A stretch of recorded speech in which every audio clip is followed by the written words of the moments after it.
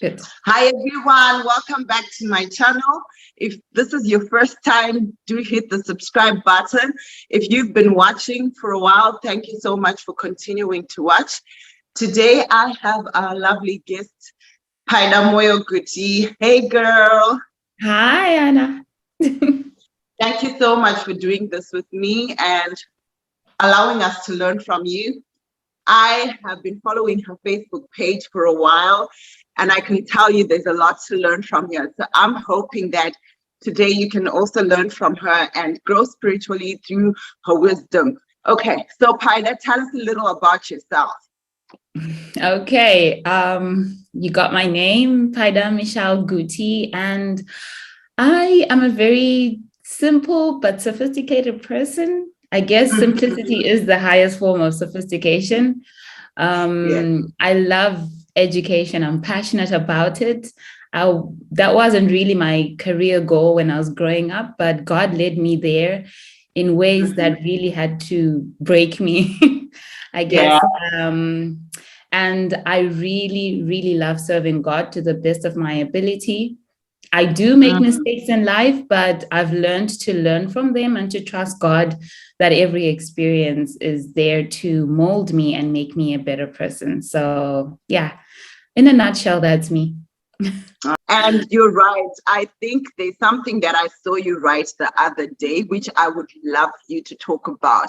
You said that you're going through a journey with God where there are times that you don't know what lies ahead, but it's trusting that He knows what is best for you. So first off, I want to ask you to share with us. I know you did some missionary work. What did you do? What led you to do it? Can you share with us a bit about that? Okay, so it was a program that the church had organized from here. So every year, Dubai Central Church always organizes a missionary program or a mission trip. So that particular year, that was in 2019, they had a couple of countries on the table and the votes were thrown in and Zimbabwe was considered. However, the logistics of doing things in Zimbabwe for someone who's out here, it's a bit of a challenge because one has to be on the ground, but they also needed someone who was on the ground, who knew about the whole plan and what needed to be done. How Zimbabwe got onto the list is because of the cyclone that happened in Chimanimani. So yeah, so that was really what got the church shook, if I must say, and they said we should also step in. So that's how I stepped in, because as church members, you volunteer if you want to go for the mission program or not. Initially, I hadn't planned to, but I kept on feeling like I have to go. And that's how I ended up going for and being part of it as well. And as a result, I ended up somewhat being on the forefront of it. Initially, though, I didn't have the intention. I just wanted to go to be of help to them. Yeah. So what exactly were you guys doing for the community when you got there? You mentioned that God has been breaking you in certain situations. And was that one of the incidences where you're like, okay, this is not what I signed up for, and you get there and you find God had more for you as an individual, even though you were helping other people? Yeah, in a way, that experience broke me because, you're coming, of course, I was raised in Zimbabwe and I grew up there and I just only came here a few years back. But coming from here, to some extent, I can't say you forget, but then you're used to everything being available and you're used to a soft life, if I must say. Yeah. So my coming down for that program, it broke me, not entirely, but in a way that it was a wake-up call and a reminder of where I'm coming from and the impact of this whole cyclone and how people have been affected and the things that they don't have access to. And yet where I'm staying, it's a given. It's not even a point of discussion. And besides being broken, I also felt God was challenging me. He made me brush shoulders with people I never thought I would brush shoulders with. I'm one person that really loves connecting and I love networking with people. But this particular trip, God made me network with people that I never dreamt I would network with. And it till today, it still astounds me because he opened doors that I think if I had not gone for the trip, if I had not gone for the mission trip, those particular doors would never have been opened. Yeah. Wow.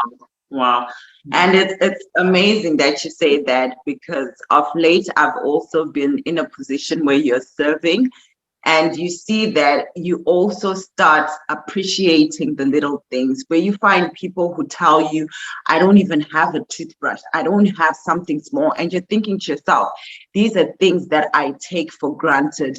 I wanted to say to you, what did you also learn in the process? Because I know that going to do missionary work meant that financially you were not in the same position you were before. And how was that? Was it like an easy sacrifice for you, or because of your relationship with God, it helped you? Can you tell us about that? So it partially touches on another topic that I'm very passionate about because I went through it.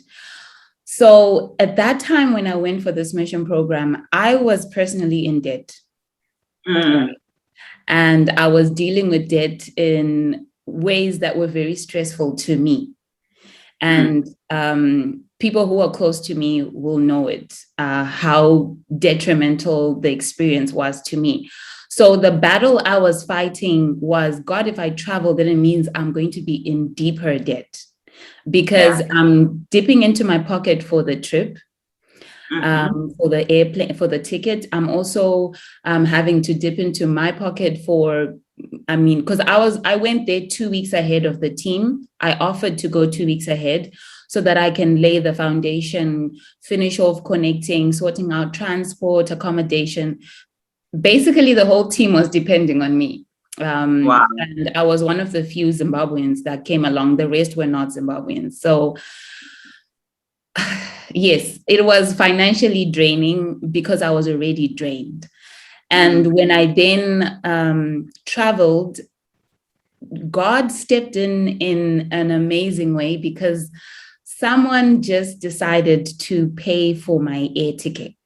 I had paid from my credit card. You know how credit cards are like out here. And I was thinking, God, I am in deep trouble when I come back, but I still want to go. So I just went.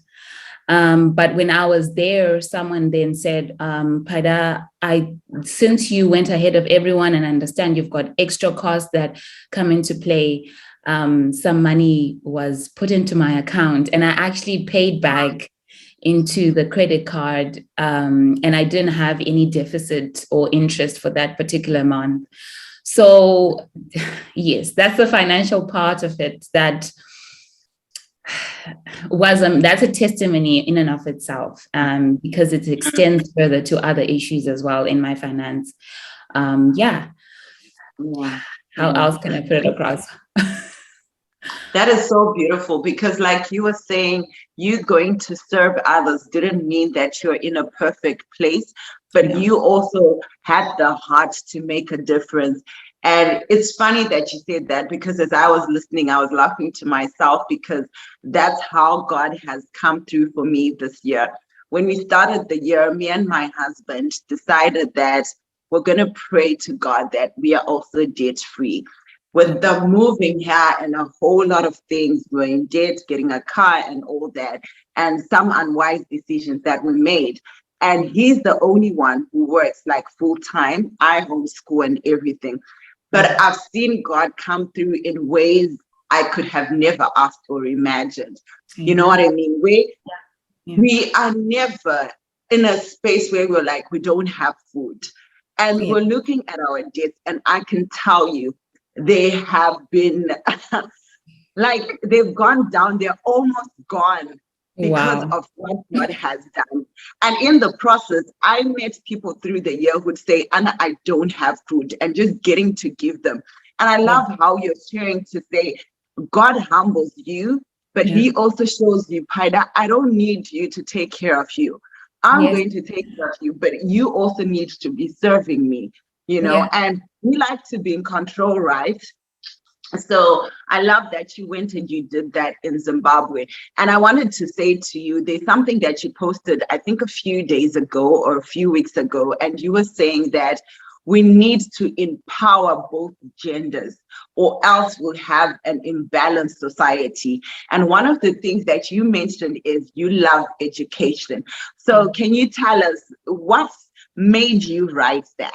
Like, what do you hope we achieve as a society when it comes to empowering both genders? Because I think we focus on the girl child, the girl needs to go to school, this and that.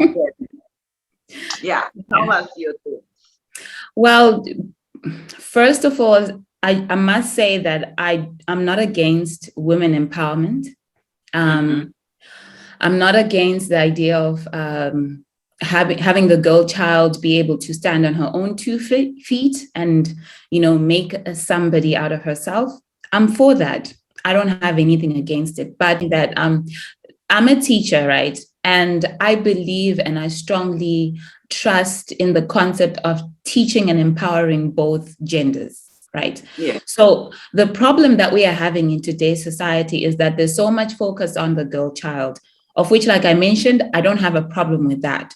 But when you go into the Bible, the responsibility, the heavier responsibility of the earth, the existence of this earth, taking care of the nature. I'm not saying the female child should not, but then look at it from creation. Who was given all of that instruction?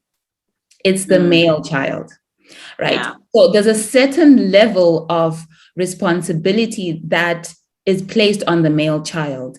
And if we are now I feel that empowering women to the point that we turn our backs on the male child, it's as if we're taking away the responsibility, the God-given responsibility that was given the male child, and we're now giving it to the female child. Now, again, people should not misunderstand me. I'm not saying that the female child should not soar high and be a leader or be a president or a minister. I don't have a problem with that. But when we turn our backs on the male child completely, what happens is what's actually happening now. So we've had women empowerment going on for so many years. But you'll find that in some places, the abuse is actually increasing, even in as much as we have so many non-governmental organizations going on and on about women empowerment. Why? Because the male child is actually now feeling like, okay, so we are of no use in this particular society, so why should we even bother? And they are retaliating. So instead of them actually looking at the result of their abuse and that they should stop it, you find a lot of them have taken up this, okay, it's fine, I don't care then, let's just live life the way we live it. And you find that most men or most boys are not as focused as the girls, because there's so much help that's being given to the female child, and not so much help is being given to the male child. And some people always say, oh, but then the male child naturally is strong. But the strength of a male child is taught to him. He's taught how to be strong. He's guided how to be strong. He's taught how to love. He's going to be taught how to treat a woman. So if you're not going to teach him how to treat the woman, if you're not going to teach the male child how to be strong in a way that's not abusive, if you're not going to teach the male child all of those qualities that you expect him to all of a sudden have when he's a 30-year-old man, if you don't teach him when he's a 5-year-old boy, then how do you expect him to not abuse? And yet, I was reading some other article that this other young man, he abused his girlfriend because that's the example that he saw at home, right? But Now, it means that the problem has to be fixed from the stem. And from the root? And where's the root? The root is the family. And what makes up the family? It's the mom, dad, and the children. And if the particular dad in question does not know how to treat mom, it means it's just a ripple effect. So we're supposed to be taking the men. Fine, empower the women. I don't have a problem. But we're supposed to be taking the men. And as much as you're taking the women and teaching them to sew, to empower themselves, take the men as well. They have been empowered, in quotes, hopefully, but now teach them how to love, teach them how to take care of family, teach them how to be there for their children, teach them to be the backbone of the family, all of that stuff. I feel if women empowerment runs concurrently with men empowerment, we will be solving the problem. But women empowerment is just running on its own. That's where I have a problem with everything. That's interesting, because today I was also reading a quote by Denzel Washington, and he was saying, society has made women to be like men, yet there are things that women can do that men cannot do. Exactly. You know, and he was saying, we are missing it. We are not supposed to be fighting to be like each other, but embracing our uniqueness. And I thought that was so profound, like you were saying, to say we need to empower both of them. My friend actually always says, if you don't empower the boy, he's just going to end up marrying your daughter that is empowered. Yes. They still have the same problem, you know? Yeah. And you mentioned that you are passionate about young people, and you're so right. It starts from the early ages, because that's the time they're like sponges and they're absorbing everything that is around them, you know, and that affects them even as they become adults. And just from also doing research, because I love learning about the brain. Research has shown that men are committing more suicide. They're more suicidal than women. I was reading that yesterday as well. Yeah. So you see, there is a problem there to say we are not fixing the problem. Like you were saying, we're only making it worse. I've got a son now, and I noticed that most of the times I was directing everything, identity and everything, to my daughter. But does he know who he is? He's also going to struggle. So I needed to start also telling him to say those affirmations. I love who I am, you know, allowing him to process his feelings. Because when we were growing up, we were told men don't cry. You know, if you cry, then you're like a woman, and would compare them to say, you're not a woman. Why are you crying? But they also have emotions, right? I don't know. You were sharing that you also read on that. Would you like to share a little about it? Just yesterday, actually, I was going through some article. Actually, I was reading the book. There's an article I read online, but yesterday I was also reading the book by, okay, don't tell me the book has just slipped my mind. It's an audio book. Okay, I will remember it. Okay, I was reading this audio book, and I was actually listening to it, and it was talking about how the male child is feeling less recognized in today's society. And in the statistics that he was sharing in that book, that there are now more male children that are committing suicide because we're not giving them as much attention. Yes, I remember the book. The book is by Ben Carson, Think Big, and The Greater Perspective, with that underquote. And he was sharing his perspective of life when he was growing up, and how the society has turned out to be today, and how men in today's society are, and how they lack that male quality. But the question is, who taught them? Is there anyone who took the time to teach them the male quality, how to be males? I'm always saying to the men that are, I haven't really started saying it to them, but I'm always saying to myself, when I see a very successful male person who's well achieved, who's kept his family well intact, you know, who's got it all together, I'm always saying that person has a greater responsibility over the male children in the society than anybody else, because they have a greater chance to speak and be heard more instantaneously than someone who's not as influential. Not that I'm saying men that are not influential cannot be heard, but you understand what I mean. Like Ben Carson himself, if he stands in a group of in a Black community and speaks today, he will be heard more because he's achieved so much more. And there's an example of excellence that he holds, you see. So I feel, I don't know, the male in our generation, the Black male, because I come from a Black community, I feel they're not really speaking up. They're not really taking up their responsibility and making sure that the male child is taught well. He may not necessarily be your son. You may not necessarily come from that particular culture, but these men who've made it in life should make programs, should have male related programs for the boy child, to start strengthening them, to start teaching them now, because maybe they don't have good examples of their fathers at home. Maybe their fathers are also feeling like failures and feeling like they haven't really done much and there's not much that they can do. So this is where these Black male successful men come into the picture. I'm crying out to them, wake up, do something, because tomorrow's future, tomorrow's men are in your hands. I can only do so much as a teacher. I have 35 grade 1 students, but I may not have the time to set up so much to make that much of an example. I'm trying, but if there were more men that would help to bring up the young men now, so that these young men that are being raised up now will not be abusers. They will not be broken. There's so many broken men. I could go on and on about it, Anna. You're really passionate about it. I can even hear as you're speaking.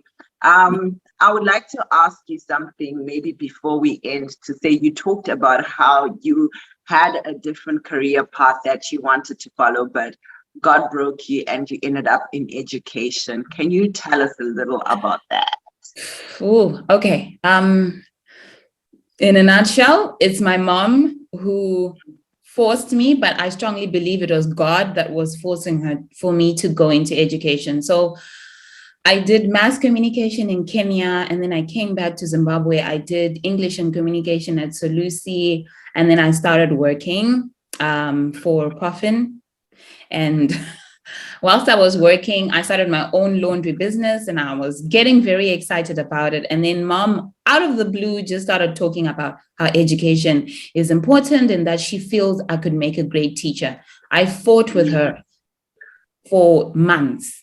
And then I got to a point where I was like, you know what, God, you say in your word, obey your parents, children, obey your parents in the Lord.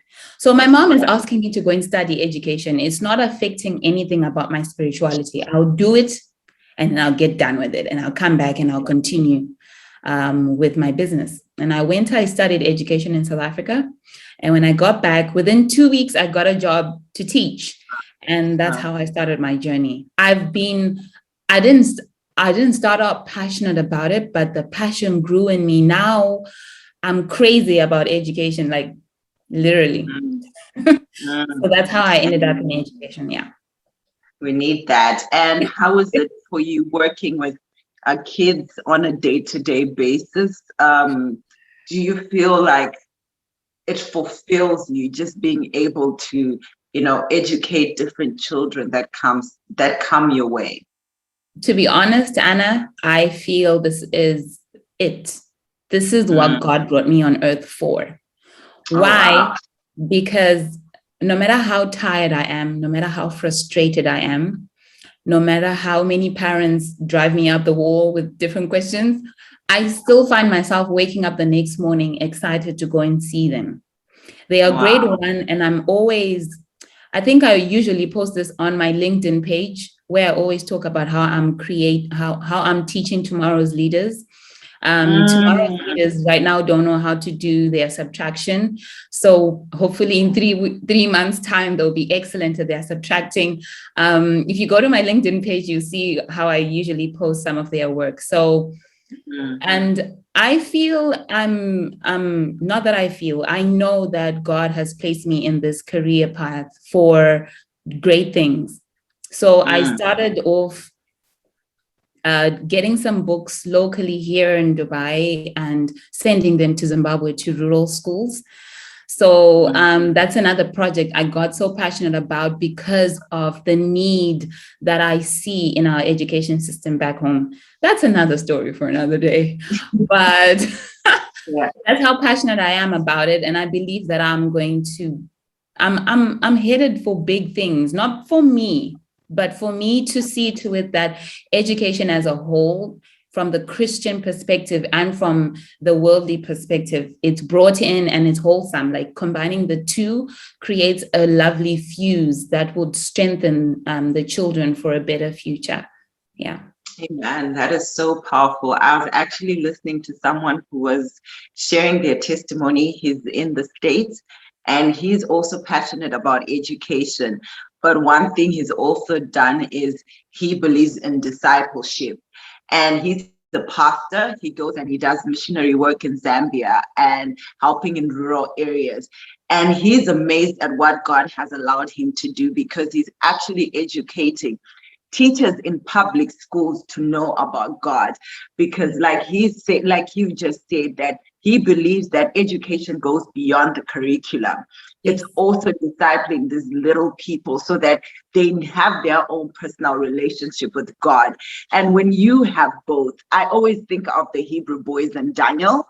You know, when they say they had so much wisdom because they were able to absorb everything they were learning, but also their relationship with God just grew stronger and stronger every day, that they were 10 times better than the other people, you know.